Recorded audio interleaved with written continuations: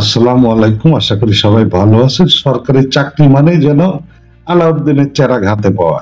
সরকারি চাকুরিকে জনগণের সেবা হিসাবে না নিয়ে ক্ষমতার অপব্যবহার করে নিজেকে সম্পদশালী করে তোলার প্রবণতা বাংলাদেশের অধিকাংশ সরকারি কর্মকর্তা ও কর্মচারীর মধ্যে বিদ্যমান। ঠিক তেমনই একটা এলাহি কাণ্ড ঘটিয়েছেন এক এনবিআর কর্মকর্তা। তার বাড়ি বাংলাদেশের গোপালগঞ্জ জেলায়।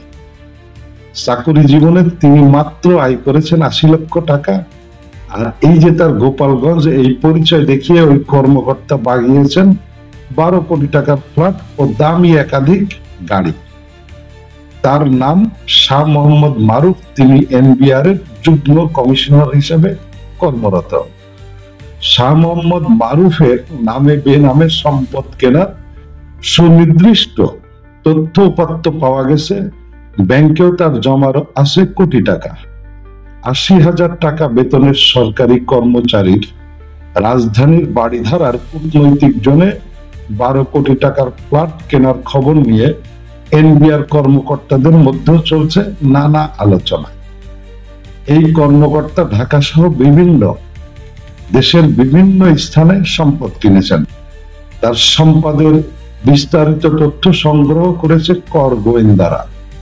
এখন পর্যন্ত তারা শাহ মারুফের নামে বেনামে, অর্থাৎ নিজের স্ত্রী, ভাই ও বোনের নামে প্রায় ৩০ কোটি টাকার সম্পদের তথ্য পেয়েছেন।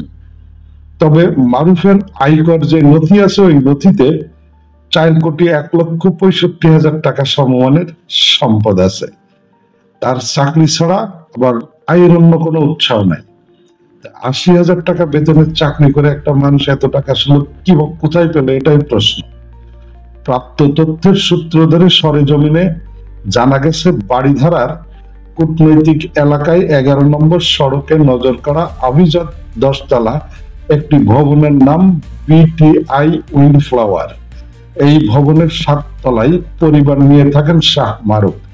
প্রায় ৮ কাঠা জমিতে নির্মিত এই ভবনের প্রতিটি তলায় একটি করে ইউনিট, আয়তন ৩,২০০ বর্গফুট, বিদেশি বাথরুম ফিটিংস ও দামি আসবাবপত্রে সাজানো অ্যাপার্টমেন্ট।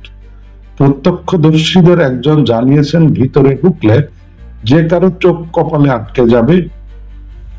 ফ্ল্যাটটির ইন্টেরিয়র ব্যয় করা হয়েছে কয়েক কোটি টাকা। ভবনটির নির্মাতা প্রতিষ্ঠানের এক কর্মকর্তার সঙ্গে আলাপকালে জানা গেছে, বাড়িটির প্রতি বর্গফুট জায়গার দাম ৪০,০০০ টাকা। সেই হিসাবে মারুফের ফ্ল্যাটটির দাম হয় ১২ কোটি টাকারও বেশি। ২.৫ বছর আগে স্ত্রীর নামে ফ্ল্যাটটি কিনে পরিবার নিয়ে বসবাস শুরু করেন তিনি। তবে এক সময় একটি বেসরকারি প্রতিষ্ঠানে চাকরি করা তার স্ত্রীর আয়কর ফাইল সংক্রান্ত জটিলতার কারণে এখনো ফ্ল্যাটটি নিবন্ধন হয়নি বলে তথ্য পাওয়া গেছে। খোঁজ নিয়ে জানা গেছে, মারুফের স্ত্রী সাদিয়া আফরিন চাকরিজীবী হিসাবে আয়কর ফাইল খোলেন। আয়কর নথিতে বলছে, সাদিয়া ইউনিয়ন ডেভেলপমেন্ট নামের একটি বেসরকারি আবাসন কোম্পানিতে চাকরি করেন। আর রাজধানীর পান্থপথে ওই আবাসিক কোম্পানির আপনার অফিস। সেই অফিসে গিয়ে খোঁজ নিয়ে জানা যায় যে তিনি দীর্ঘদিন ধরে এই প্রতিষ্ঠানে আর চাকরি করছেন না। প্রতিষ্ঠানের একজন কর্মকর্তা বলেন, বছরখানেক আগে সাদিয়া চাকরি ছেড়ে দিয়েছে। সর্বশেষ তিনি বিক্রয় বিভাগের সহকারী ম্যানেজার হিসাবে ওই প্রতিষ্ঠানে কর্মরত ছিলেন।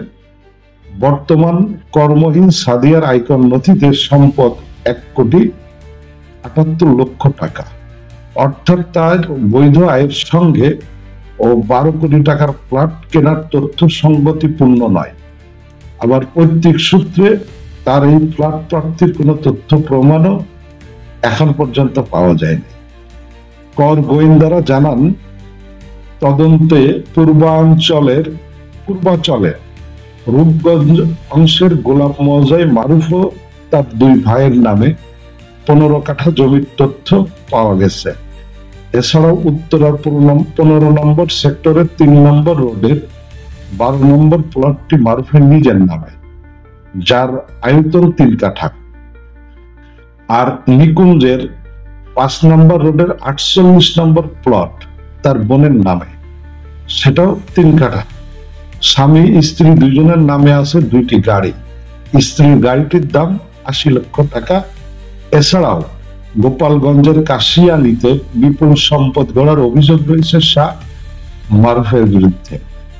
তদন্তে এসব সম্পদ অবৈধ প্রমাণিত হলে সর্বোচ্চ কর দিতে হবে তাকে। কর গোয়েন্দারা ইতিমধ্যে শাহ মোহাম্মদ মারুফকে শুনানিতে ডেকে সম্পদের তথ্যপত্র দাখিল করতে বলেছেন।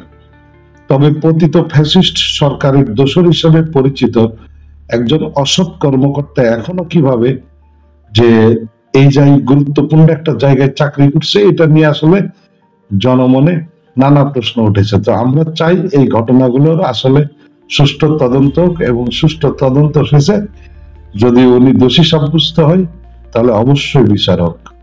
ভালো থাকবেন সবাই।